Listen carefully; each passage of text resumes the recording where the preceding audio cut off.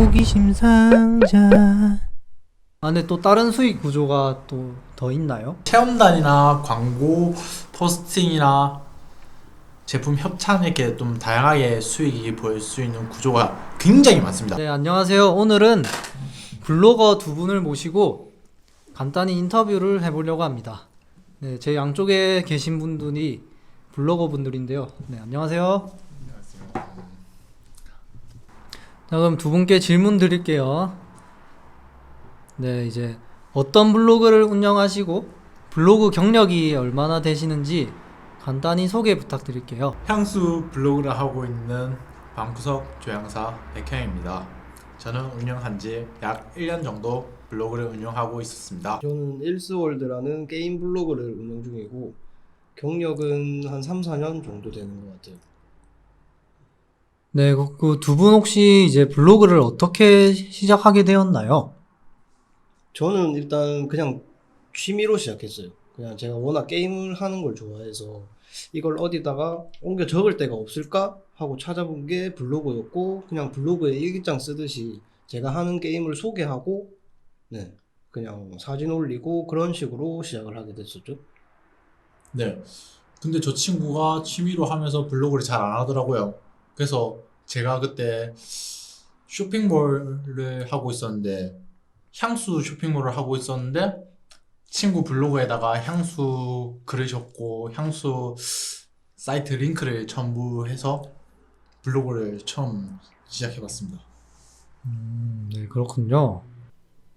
네이버 블로그 이제 주제 정하는 법에 대해서 이제 이야기 좀 해주시겠어요? 저는 향수 블로그를 하고 있고, 친구는 이제 게임 블로그를 하고 있지만, 네이버 블로그 주제를 꼭 안 정해도 자기 일상 속에서 할 수 있는 포스팅 할 거리들이 되게 많습니다. 맛집을 갔을 때 맛집 포스팅을 할 수도 있고, 휴대폰을 샀을 때 휴대폰 포스팅을 할 수도 있고, 여행 갔을 때 포스팅을 할 수도 있고, 이렇게 주제는 다양하게 많이 있습니다. 그냥 쉽게, 솔직히 요새 SNS 안 하는 사람 없잖아요. 네. 그냥 SNS에 하는 그거를 그냥 네이버 블로그에 한다고 생각하시면 돼요. 또 어떤 사람들 보면 버스 노선 리뷰하시는 분들도 있더라고요. 네. 예, 그런 사람들도 버스 사진 찍어서 버스 어떻게 가면 그 경로를 포스팅해서, 예, 그렇게 방문자 수가 잘 나오는 포스팅이 있더라고요. 네, 정말 주제가 다양하네요. 네, 그러면 다음 질문 갈게요. 글을 어떤 식으로 써야 하는지, 뭐 글 쓰는 법이나 블로그를 또 보기 좋게 꾸미는 팁 같은 거를 공유 좀 해주시겠어요? 이것도 그냥 단순하게 생각하시면 돼요. 예를 들어서 내가 피자를 먹었어. 근데 남들이 어떻게 봤으면 좋겠냐고. 이쁘게. 그럼 제목이 말 그대로 뭐 무슨 피자를 이렇게 먹어봤어요 라는 식으로 그냥 친구한테 얘기하듯이 하는 게 제일 낫죠. 글 쓰는 법은 저는 약간 디테일함에 신경 쓰는 스타일이라서, 네이버 블로그는 사람들이 정보를 얻으려고 들어오는 공간이라고 생각합니다. 그래서 아주 디테일한 부분까지 하나하나, 주차장이나 영업시간이 어떻게 되나, 여기에는 가격이 얼마나, 맛이 어떤가, 테이블 수가 어떤가, 이런 디테일함을 신경 써서 글을 적다 보면 글을 좀 쉽게 쓸 수 있을 겁니다. 그냥 정보를 적는다. 네. 네. 정보를 적는다. 약간 사람들이 또 궁금해 할 거나 아니면 내가 뭐 궁금한 게 있으면 뭐 그런 걸 또 찾아보듯이 찾아서 그런 정보들을 하나씩 알려주는 거죠. 네, 그러면 다음 질문. 블로그를 통해서 이제 수익을 얻고 싶어 하는 분들이 있을 텐데, 약간 어떤 수익 구조가 있는지 말씀해 주시겠어요? 일단 수익을 딱 낼 수 있는 거 그냥 일단 1,000원, 2,000원 정도라도 벌 수 있는 애드포스가 일단 제일 접근성이 쉽고. 그 애드포스가 뭔지. 애드포스트는 네이버에서 글을 적으면 그 글에 광고가 달려요. 네이버 블로그 보실 때 광고가 달리는 걸 보셨을 거라고 생각합니다. 이제 네이버 자체적으로 블로그에 광고를 뿌리고 그 광고를 보시거나 클릭하시면 이제 수익이 창출되는 구조로 되어 있는 네이버가 있습니다. 안에 또 다른 수익 구조가 또 더 있나요? 체험단이나 광고 포스팅이나 제품 협찬 이렇게 좀 다양하게 수익이 보일 수 있는 구조가 굉장히 많습니다. 이건 네이버 블로그에서 할 수 있는 방법을 가르쳐 드리는 건데, 원고료 받고 이제 광고를 포스팅을 해줍니다. 광고 업체에서 포스팅하는 글하고 사진을 주는데 그걸 제 블로그에 포스팅을 해서 그 포스팅이 노출돼서 광고가 형식이 일어나도록 하는 광고 수익 구조가 있습니다. 체험단이랑 뭐 광고가 이제 들어온다 약간 이런 식으로 이야기해 주셨는데 좀 더 체험단이 뭔지 이런 거에 대해서 좀 다시 이야기해 주시겠어요? 체험단 네. 제품 체험단 했을 때 이 제품을 직접 써보고 이 제품의 후기나 장단점을 내 블로그에 포스팅을 해주는 거죠. 그래서 뭐 제품 체험단 말고 뭐 다른 체험단도 있나요? 네. 맛집 블로그도 있고요. 맛집 체험단. 맛집 체험단. 네. 맛집 체험단도 있고, 미용실 체험단도 있고, 마사지 샵 체험단도 있고, 호텔 체험단도 있고, 아니, 진짜, 모텔 체험단이 있습니다. 모텔 체험단 있습니다. 그리고 의류 체험단도 있고, 네. 건강식품 체험단도 있고, 네, 상당히 다양하게 많네요. 많습니다. 네, 그런 거를 무료로 이용할 수 네, 있다. 무료로 이용하고 글을 적어주는 거죠. 또 네이버 블로그를 운영하시면서 개인 사업을 하고 계신 분들이라면 아주 홍보하기에 좋습니다. 자기 제품을 어필할 수 있는 공간 중 하나죠. 체험단 말고 또 광고가 들어와서 뭐 이제 원고료를 받고 뭐 써주는 그런 게 있다고 했는데 그 광고는 뭐 어떤 식으로 광고가 들어오는 건가요? 일단 제 블로그를 조금이라도 해보신 분들은 쪽지에 막 그런 걸 보셨을 거예요. 뭐 어디 마케팅 업체다. 혹시 뭐 이런 원고료를 받고 네. 뭐 광고를 써줄 생각이 있냐라는 쪽지를 본 적이 있을 거예요. 그래서 처음에 그런 글을 보면 이걸 믿어도 되나? 이런 생각이 먼저 드실 거예요. 근데 이게 업체가 워낙 다양해서 그 사람들은 뭐 사기꾼이나 뭐 등쳐먹으려고 하는 사람들은 아니고 진짜로 원고료를 주고 글을 써달라고 하는 업체들은 맞아요. 보통 광고가 다 그렇게 들어요. 메일이나 쪽지로 이제 어디 업체다 뭐 카톡을 달라라는 식으로 먼저 이제 연락이 와요. 저희가 먼저 구할 수 있는 방법도 있는데 뭐 체험단 사이트는 레뷰, 광고 사이트는 셀프 모아. 이런 포털 사이트에서 직접 구할 수도 있는데 저도 해봤는데 확률이 좀 낮아요. 직접 구하는 것. 그래서 먼저 연락이 오는 경우가 제일 많죠.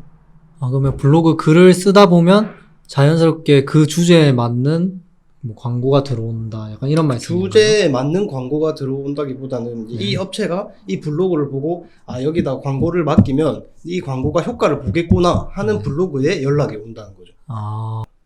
블로그로 돈을 벌 수가 있다는 거네요. 정말 흥미로운 사실이고요. 네, 다음 질문 드리겠습니다. 고품질의 글, 이제 고품질의 블로그를 운영하려면 한마디로 좋은 글을 쓰고 좋은 블로그를 운영하려면은 어떻게 해야 하는지 주제를 잘 정하셔야 돼요. 주제를 잘 정해야 한다. 주제를 잘 정하고 글 적을 때 이제 좀 짜임새 있게 잘 적으셔야죠. 그냥 마냥 일기장처럼 쓰면 솔직히 예를 들어서 뭐 정보를 얻으려고 들어왔는데 그냥 내 일기장에 뭐 내 오늘 한 일 쓰듯이 쓰면 솔직히 가독성도 떨어지고 누가 읽으려고 하겠냐고. 그죠? 네. 그렇기 때문에 좀 짜임새 있게 쓰는 게 제일 중요한 것 같아요. 고품질의 글을 쓸 때 뭐 기준? 기준이 있을까요? 정확한 제 같은 경우는 네. 사진을 최소 10장 이상, 영상도 15초 정도. 요즘에 네이버에서 영상을 포함시키면 상위 노출 좀 잘 되는 경우가 있더라고요. 그리고 글자 수는 약 2000자 정도. 네. 많이 적어야 하네요. 근데 이것저것 디테일하게 적다 보면 글은 2000자 정도는 충분하게 적힙니다. 그리고 이제 사람들이 읽기 편하게 책을 볼 때도 구성이 있지 않습니까? 그러니까 블로그도 약간 주저리 쓰면 정보도 찾기 힘들고 가동성이 떨어지니까 사람들이 보기 편하고 읽기 쉽게 짜임새를 맞춰서 글을 적는 게 좋을 것 같습니다. 네. 좋은 답변, 정말 감사드리고요. 네, 다음 질문으로 블로그를 운영하면 생기는 자연스러운 장점과 단점에 대해서 이야기해 주시겠어요? 상업적으로 이용이 가능하다. 일단 잘하면 수익이 나온다. 그게 제일 큰 장점이고 그 외에 장점은 솔직히 없어요. 장점은 또 하나라고 블로그를 이용해서 아까 뭐 사업적으로 사업을 홍보할 사업을 할 수도 있고 사업을 도전할 기회가 더 많이 생길 수도 있지 않습니까? 제가 책을 내면 책을 블로그에서 홍보를 해서 책을 팔 수도 있고 내가 블로그를 키우면 제가 홍보할 수 있는 채널이 생기고 그리고 또 다른 SNS 인스타나 유튜브 이런 거에 다 호환도 가능하고 그렇게 해서 영향력을 가질 수 있습니다. 영향력을 가질 수 있다. 네. 단점은 네. 수익이 바로 안 생기는 게 또 단점입니다. 수익이 언제 생길지 모릅니다. 네. 블로그는 내가 투자한 시간에 비해 임금을 주는 게 아니고 네. 내 블로그 글이나 지수를 통해서 수입이 생기는 부분이라서 내가 시간을 투자해서 돈을 번다는 생각을 하시면 안 됩니다. 내가 30시간을 투자했지만 저에게 들어오는 수익은 0일 수도 있습니다. 그게 또 최대 단점이죠. 시간 낭비. 시간 낭비를 할 수가 있다. 이제 마지막으로 입문자 분들에게 뭐 해주고 싶은 조언이 있다면 각자 해주시면 좋을 것 같습니다. 요즘 또 부업의 시대 아니겠습니까? 그렇죠. 부업으로 제일 쉽게 할 수 있는 게 블로그라서 모든 사람들이 상업적으로 이용하려고 블로그를 많이 해요.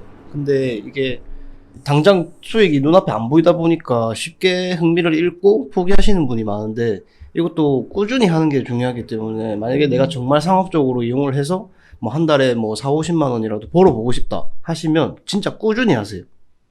그게 제일 해주고 싶은 조언이에요. 꾸준히 해야 한다. 네. 꾸준히 해야 됩니다.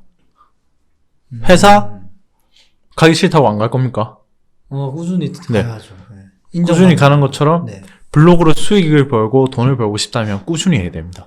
결국 두 분 다 이제 강조하시는 거는 꾸준히 해야 한다. 접근성이 되게 쉽습니다. 아, 쉽게 어디서나 어디든지 어떨 때나 상갓집에서도 할 수도 있고 그렇죠. 집에서도 할 수도 있고 카페에서도 할 수도 있고 네, 노트북 하나만 있으면. 네, 다 폰만 있으면 됩니다. 요새는 맞죠. 폰으로 사진 찍고 영상 찍고 포스팅하고 밥도 먹고 네. 밥도 먹고. 밥도 먹고. 네, 알겠습니다. 이제 더 이상 해주실 말씀은 없으신 거죠, 이제. 두 분 간단하게 이제 인터뷰 응해주셔서 너무 감사드리고, 이것으로 인터뷰 마치겠습니다. 감사합니다. 호기심 상자.